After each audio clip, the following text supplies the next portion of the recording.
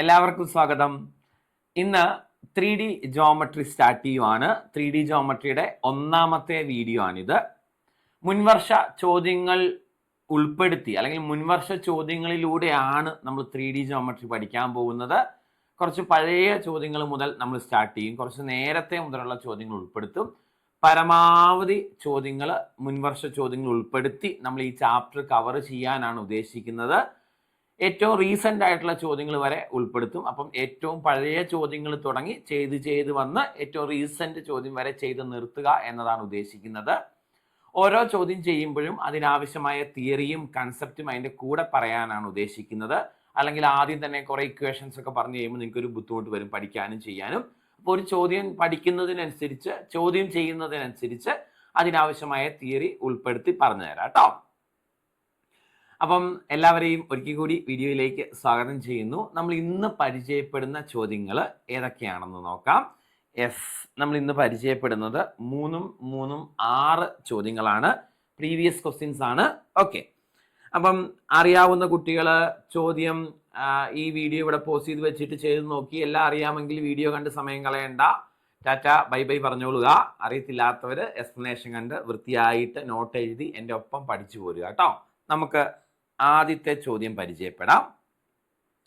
ഒരു ലോറിയിൽ ചതുരാകൃതിയിൽ മണൽ നിറച്ചിരിക്കുന്നു. നീളം 6 മീറ്റർ, വീതി 3 മീറ്റർ, ഉയരം 1/2 മീറ്റർ. എങ്കിൽ വ്യാപ്തം എത്ര? അപ്പൊ ഇവിടെ മക്കളെ ലോറി എന്ന് ഉദ്ദേശിക്കുന്നത് ഏത് ഷേപ്പാ?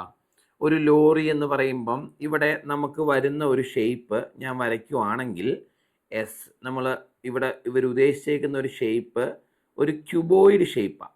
ആണോ? ഇങ്ങനെയാണ് ഒരു ലോറി എന്നതുകൊണ്ട് ഇവർ ഉദ്ദേശിക്കുന്നത് അല്ലേ? ഈ ഷേപ്പിനെ നമ്മൾ വിളിക്കുന്ന പേരാണെന്ത്? ക്യൂബോയിഡ്. ആണോ? യെസ്. ഇതിനെ നമ്മൾ എന്ത് വിളിക്കും മക്കളെ?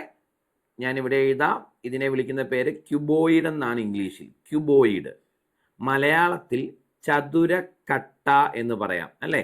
ചതുരക്കട്ട ആണോ? അല്ലെങ്കിൽ ചതുരസ്തംഭം എന്ന് പറയാം. ചതുരസ്തംഭം. ക്ലിയർ ആണോ? ചതുരക്കട്ട അല്ലെങ്കിൽ ചതുരസ്തംഭമാണ്. അപ്പോൾ ആദ്യം ഇതിൻ്റെ ഷേപ്പ് ഒന്ന് മനസ്സിലാക്കുക. ഇതിന് ഇംഗ്ലീഷിൽ ക്യൂബോയിഡ് എന്ന് പറയും.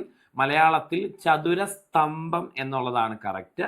ചതുരക്കട്ട എന്നൊക്കെ നമുക്ക് പറയാം, തെറ്റൊന്നുമില്ല. ഓക്കെ, ഇതിന് എന്തൊക്കെയുണ്ട്? ഇതിന് നീളമുണ്ട്. ഇത് നീളം, ഇതതിൻ്റെ വീതി, ഇതതിൻ്റെ ഉയരം. നീളമുണ്ട്, വീതിയുണ്ട്, ഉയരമുണ്ട്. ആണോ? ലെങ്തും ബ്രെഡ്ത്തും ഹൈറ്റും. എന്നിട്ട് ഇവിടെ ചോദിച്ചേക്കുന്ന കാര്യം ഇതിൻ്റെ വ്യാപ്തം എത്ര എന്നതാണ് ഇവിടെ ചോദിച്ചേക്കുന്നത്. വ്യാപ്തം എന്ന് പറഞ്ഞാൽ വോളിയമാണ്. ആണോ? ഒരു ചതുരക്കട്ടയുടെ അല്ലെങ്കിൽ ചതുരസ്തംഭത്തിൻ്റെ വോളിയത്തിൻ്റെ ഇക്വേഷൻ L × B × H എന്നതാണ്. അപ്പൊ ചതുരക്കട്ടയുടെ വോളിയത്തിൻ്റെ ഇക്വേഷൻ എന്താ? LBH. അപ്പൊ ഈ ചോദ്യം ചെയ്യാൻ ഇത്ര ആവശ്യമുള്ളൂ അല്ലേ? അപ്പോൾ ഒരു ചതുരക്കട്ടയ്ക്ക് നീളമുണ്ട്, വീതിയുണ്ട്, ഉയരമുണ്ട്. ഇതിനെ ക്യൂബോയിഡ് അല്ലെങ്കിൽ ചതുരസ്തംഭം എന്ന് പറയും. ഒരു ചതുരസ്തംഭത്തിന്റെ വോളിയം, വ്യാപ്തം എന്ന് പറഞ്ഞാൽ നീളവും വീതിയും ഉയരവും കൂടെ ഗുണിക്കുന്നതാണ് കുഞ്ഞുങ്ങളെ. L × B × H ആണ്. ഓക്കെ അല്ലേ? ഇനി ഇതിനോടൊപ്പം ചേർത്ത് പഠിക്കാവുന്ന 1-2 ഇക്വേഷൻസ്. ഒന്ന്, ഇതിൻ്റെ ടോട്ടൽ സർഫസ് ഏരിയ ആണ്. അതിന് മലയാളത്തിൽ നമ്മൾ ഉപരിതല വിസ്തീർണം എന്ന് പറയും. അതായത് ഇതിൻ്റെ പുറമെ മുഴുവനുള്ളതിൻ്റെ വിസ്തീർണം, ഏരിയ. ടോട്ടൽ സർഫസ് ഏരിയ, പുറമേ ഉള്ള എല്ലാത്തിൻ്റെയും കൂടെ ഏരിയ. ഓക്കെ ആണോ? അതിൻ്റെ ഇക്വേഷൻ 2 × LB + BH + LH ആണ്. ഓക്കെ, പഠിച്ചു വെച്ചോണേ. ഒരു ചതുരക്കട്ടയുടെ ഉപരിതല വിസ്തീർണം, ടോട്ടൽ സർഫസ് ഏരിയ എന്ന് പറഞ്ഞാൽ 2 × LB + BH + LH ആണ്. വോളിയം എന്ന് പറഞ്ഞാൽ LBH ആണ്. ഇനി ഇതിലൊരു ഇക്വേഷൻ കൂടെ നിങ്ങൾ പഠിക്കണം. ഇതിൻ്റെ ഡയഗണൽ, വികർണത്തിൻ്റെ നീളം കാണാനുള്ള ഇക്വേഷൻ √L² + B² + H² എന്നതാണ്.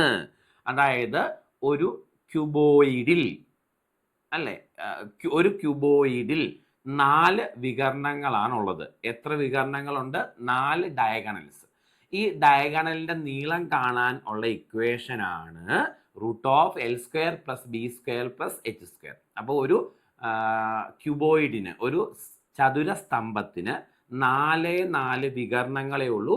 ഈ വികരണങ്ങൾക്കെല്ലാം ഒരേ നീളമാണ്. ആ നീളം കണ്ടുപിടിക്കാനുള്ള ഇക്വേഷൻ √L² + B² + H² എന്നാണ്. അപ്പൊ ചോദ്യം വരുന്നത്, ഒരു ക്യൂബോയിഡിൽ ഉൾക്കൊള്ളാൻ കഴിയുന്ന ഏറ്റവും വലിയ കമ്പിയുടെ അല്ലെങ്കിൽ കമ്പിന്റെ നീളം എത്ര എന്നൊക്കെ ചോദിച്ചാൽ അതിന്റെ വികരണമാണ്. നമുക്കറിയാം, വികരണം എന്ന് പറഞ്ഞാൽ ഒരു മൂലയിൽ നിന്ന് എതിർ മൂലയിലേക്ക് പോകുന്നതല്ലേ.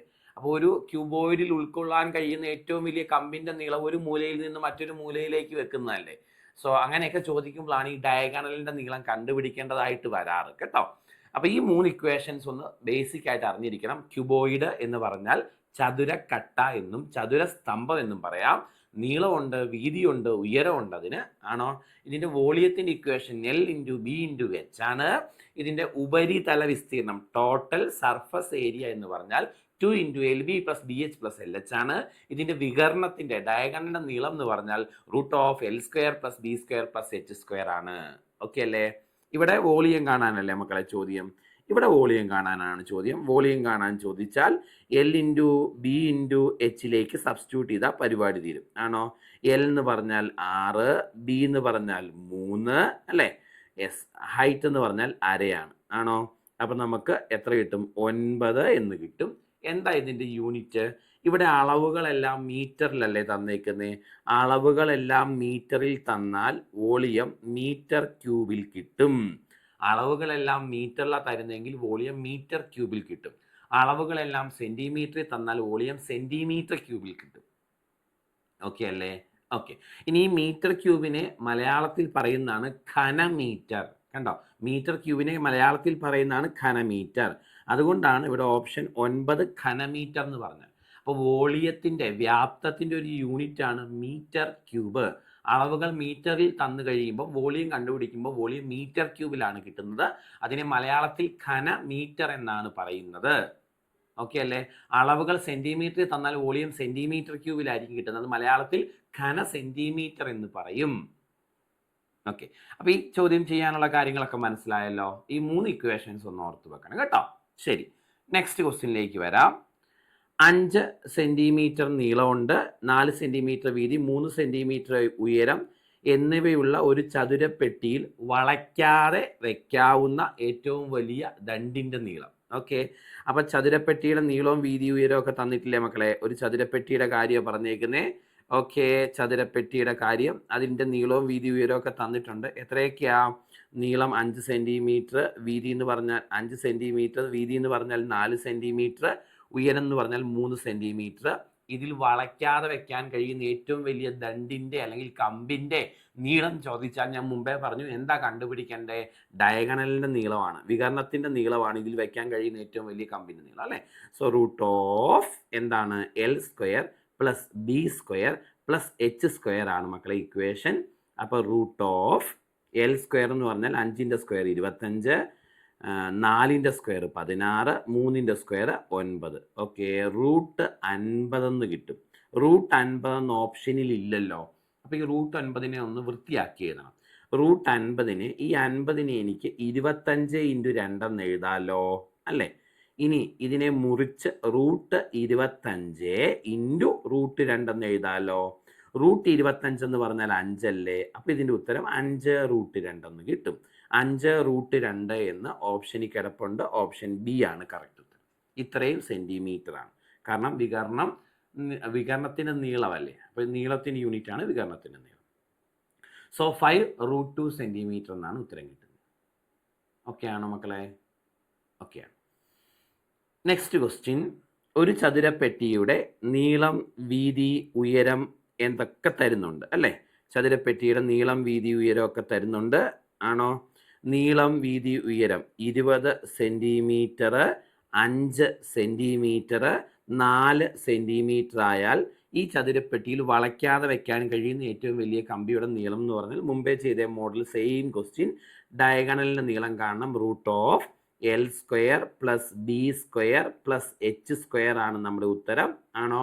അപ്പോൾ √L² എന്ന് പറഞ്ഞാൽ L 20 ആണ്, 20ന്റെ സ്ക്വയർ 400, + B² എന്ന് പറഞ്ഞാൽ 5 ആണ്, 5ന്റെ സ്ക്വയർ 25, H² എന്ന് പറഞ്ഞാൽ 4ന്റെ സ്ക്വയർ ആണ് 16.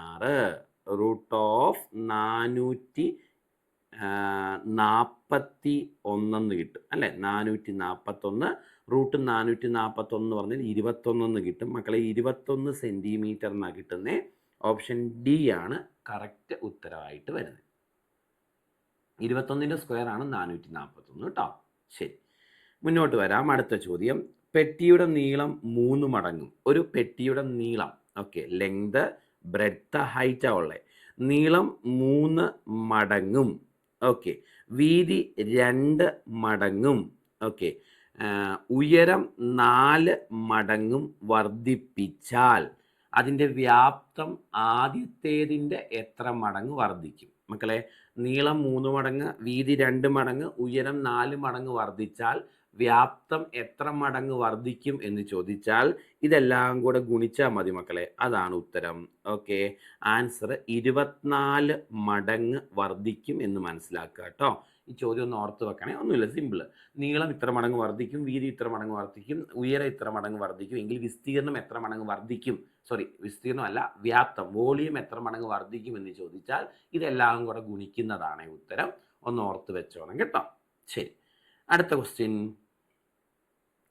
12 സെൻറ്റിമീറ്റർ നീളവും 4 സെൻറ്റിമീറ്റർ വീതിയും 3 സെൻറ്റിമീറ്റർ ഉയരവുമുള്ള ചതുരപ്പെട്ടിയിൽ വളയ്ക്കാതെ വെക്കാവുന്ന ഏറ്റവും വലിയ നീളം കൂടിയ കമ്പിയുടെ നീളം. നമുക്കറിയാം, ഓൾറെഡി നമ്മൾ 2-3 ചോദ്യങ്ങൾ ചെയ്തു. PYQs ആയതുകൊണ്ട് ഉൾപ്പെടുത്തിയെന്നേ ഉള്ളൂ. സോ ഡയഗണൽ കണ്ടാൽ മതി. √L² + B² + H² ആണ് നമ്മുടെ ഇക്വേഷൻ, ആണോ? അപ്പോൾ √12ൻ്റെ സ്ക്വയർ എന്ന് പറഞ്ഞാൽ 144, 4ൻ്റെ സ്ക്വയർ എന്ന് പറഞ്ഞാൽ 16, 3ൻ്റെ സ്ക്വയർ എന്ന് പറഞ്ഞാൽ 9. √169 എന്ന് വരും. √169 എന്ന് പറഞ്ഞാൽ 13 എന്ന് കിട്ടും മക്കളെ. നമ്മുടെ ആൻസർ ഓപ്ഷൻ എ ആണ്, 13. ഓക്കെ ആണല്ലോ അല്ലേ? ശരി, ഇത് നല്ലൊരു ചോദ്യമാണേ. ഈ ചോദ്യം ഒന്ന് നോക്കിയാലോ? യെസ്. ഒരു ചതുരപ്പെട്ടിയുടെ ഒരു മൂലയിൽ സംഗമിക്കുന്ന അടുത്തടുത്ത 3 മുഖങ്ങളുടെ വിസ്തീർണം ഗുണിച്ചാൽ എന്ത് കിട്ടും എന്നാണ് ചോദ്യം മക്കളെ. അപ്പം ഞാൻ ആദ്യം എന്തായാലും ഒരു ചതുരപ്പെട്ടി വരയ്ക്കാം. യെസ്, ഒരു ചതുരപ്പെട്ടിയുടെ ചതുരപ്പെട്ടി വരയ്ക്കാം. ഒരു ചതുരപ്പെട്ടിയുടെ ഒരു മൂലയിൽ സംഗമിക്കുന്ന അടുത്തടുത്ത 3 മുഖങ്ങളുടെ വിസ്തീർണങ്ങൾ ഗുണിച്ചാൽ എന്ത് കിട്ടും എന്നാണ് മക്കളെ. ഈ ചതുരപ്പെട്ടിയുടെ ഒരു മൂല എന്ന് പറഞ്ഞാൽ ഇതൊരു മൂലയല്ലേ. ഈ മൂലയിൽ സംഗമിക്കുന്ന അടുത്തടുത്ത 3 മുഖങ്ങൾ ഏതൊക്കെയാ? ഒരു മുഖം ഇത്, ഫേസ്, ഒരു മുഖം ഇതാണ്, ആണോ? യെസ്. ഇനി രണ്ടാമതൊരു മുഖം ഇതാണ്, ആ മൂലയിൽ സംഗമിക്കുന്ന രണ്ടാമത്തെ ഒരു മുഖം ഇതാണ്. മൂന്നാമത്തെ ഒരു മുഖം ഇതാണ്, ആ മൂലയിൽ സംഗമിക്കുന്ന മൂന്നാമത്തെ ഒരു മുഖം. കണ്ടോ? അപ്പം ഒരു ചതുരപ്പെട്ടിയുടെ ഒരു മൂലയിൽ സംഗമിക്കുന്ന അടുത്തടുത്ത 3 മുഖങ്ങൾ. ഓക്കെ, ഇനി ഇതിൻ്റെ ഏരിയകൾ നിങ്ങൾ ഇതിൻ്റെ ഏരിയ A1 ആണെന്നും ഇതിൻ്റെ ഏരിയ A2 ആണെന്നും ഇതിൻ്റെ ഏരിയ A3 ആണെന്നും സങ്കല്പിച്ചാൽ മക്കളെ, A1 × A2 × A3 എന്ന് പറയുന്നത് ഈ ചതുരപ്പെട്ടിയുടെ വോളിയത്തിൻ്റെ സ്ക്വയർ ആയിരിക്കും. അപ്പം ഒരു ചതുരപ്പെട്ടിയുടെ ഒരു മൂലയിൽ സംഗമിക്കുന്ന അടുത്തടുത്ത 3 മുഖങ്ങളുടെ വിസ്തീർണങ്ങൾ ഗുണിച്ചാൽ കിട്ടുന്നത് അതിൻ്റെ വോളിയത്തിൻ്റെ, വ്യാപ്തത്തിൻ്റെ വർഗത്തിന് തുല്യമായിരിക്കും. അതായത് അതിൻ്റെ വോളിയം കണ്ടിട്ട് സ്ക്വയർ എടുത്താൽ കിട്ടുന്ന സംഖ്യ എത്രയാണോ അതാണ് ഈ 3 മുഖങ്ങളുടെ ഏരിയകൾ ഗുണിച്ചാൽ കിട്ടുന്നത്. അപ്പം ഇതിൽ നിന്ന് നമുക്ക് വോളിയം കാണാനുള്ള ഇക്വേഷൻ √A1 × A2 × A3 എന്നെടുക്കാം. ക്ലിയർ ആണോ? അപ്പം ഒരു ചതുരപ്പെട്ടിയുടെ ഒരു മൂലയിൽ സംഗമിക്കുന്ന 3 മുഖങ്ങളുടെ വിസ്തീർണം ഗുണിച്ചാൽ കിട്ടുന്നത് ആ ചതുരപ്പെട്ടിയുടെ വോളിയത്തിൻ്റെ സ്ക്വയർ ആയിരിക്കും. ഇനി വേറൊരു രീതിയിൽ ഇത് പറയാം, ചില മോഡൽ ക്വസ്റ്റ്യനൊക്കെ ആയിട്ട് കാണാറുമുണ്ട്. ഒരു ചതുരപ്പെട്ടിയുടെ ഒരു മൂലയിൽ സംഗമിക്കുന്ന 3 മുഖങ്ങളുടെ വിസ്തീർണങ്ങൾ A1, A2, A3 ആണെങ്കിൽ ആ ചതുരപ്പെട്ടിയുടെ വോളിയം എന്ന് പറഞ്ഞാൽ √A1 × A2 × A3ക്ക് തുല്യമായിരിക്കും. ഓക്കെ ആണോ മക്കളെ? അപ്പം അങ്ങനെ ചോദ്യങ്ങൾ കണ്ടിട്ടുണ്ട്. PYQ ഒന്നും അല്ല കേട്ടോ, അപ്പോൾ ആ രീതിയിൽ പഠിച്ചു വെച്ചാലും മതി. ഓക്കെ, ഒന്നുകൂടെ ഞാൻ പറയട്ടെ നോട്ടായിട്ട്. ഒരു ചതുരപ്പെട്ടിയുടെ ഒരു മൂലയിൽ സംഗമിക്കുന്ന 3 മുഖങ്ങളുടെ വിസ്തീർണങ്ങൾ A1, A2, A3 ആയാൽ ആ ചതുരപ്പെട്ടിയുടെ വോളിയം എന്ന് പറഞ്ഞാൽ √A1 × A2 × A3 ആയിരിക്കും. ഇവിടെ ആൻസർ ഓപ്ഷൻ സി ആണ്. അതായത് ഗുണിച്ചാൽ കിട്ടുന്നത് വോളിയത്തിൻ്റെ സ്ക്വയർ ആയിരിക്കും. മനസ്സിലായെന്ന് വിചാരിക്കുന്നു. നോട്ട് എഴുതി വെച്ച് നന്നായിട്ട് പഠിക്കുക. ഇതൊരു വെറൈറ്റി ചോദ്യമാണ് എക്സാമിന് വന്നത്. മനസ്സിലായി, ക്ലിയർ ആയെന്ന് വിചാരിക്കുന്നു. അപ്പോൾ പാർട്ട് 1 വീഡിയോ ഇവിടെ അവസാനിച്ചു. നമ്മൾ ഓരോ ചോദ്യം ചെയ്തപ്പോഴും ആവശ്യത്തിൽ കൂടുതൽ എക്സ്പ്ലനേഷൻ പറഞ്ഞിട്ടാണ് പോയത്. നിങ്ങൾക്ക് എല്ലാവർക്കും ക്ലിയർ ആയി മനസ്സിലായെന്ന് വിചാരിക്കുന്നു. എൻ്റെ ഒപ്പം നോട്ട് എഴുതി കൺസെപ്റ്റ് മനസ്സിലാക്കി പഠിച്ചു പോക്കോണം. കുറച്ച് വീതം പഠിച്ച് നമുക്ക് ഈ ചാപ്റ്റർ ഒന്ന് ക്ലിയർ ചെയ്യാം കേട്ടോ. ശരി, അപ്പോൾ രണ്ടാമത്തെ പാർട്ട് വീഡിയോയിൽ കാണാം. ടാറ്റാ.